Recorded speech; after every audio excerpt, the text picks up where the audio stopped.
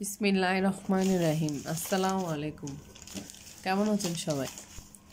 আজকে আমি চলে এসেছি একটা শতকরার অঙ্ক নিয়ে। শতকরা বলা যায় এটা। এই অঙ্কগুলো প্রায় সময় এমসিকিউতে দেখা যায়।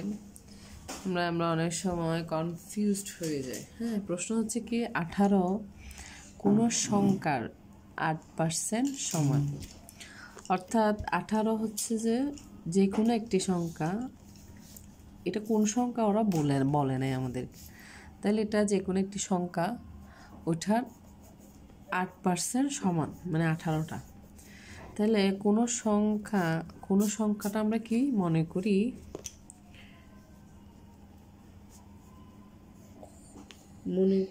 সংখ্যাটি সমান সংখ্যাটি ক।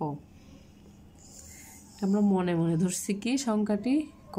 তাহলে কি হয় প্রশ্নটা, ক এর 8% সমান 18। প্রশ্ন আমাদেরকে এটাই বুঝাইতে চাইছে যে 18 কোনো সংখ্যার 8% সমান।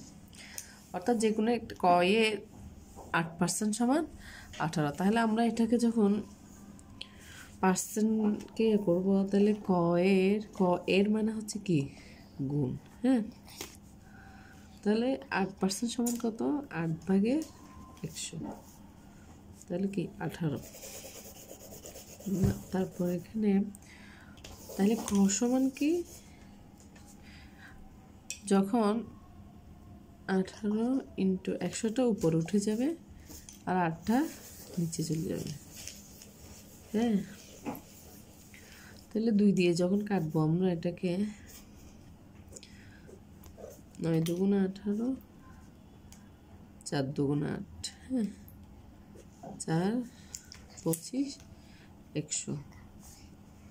তাহলে এটা 5 নং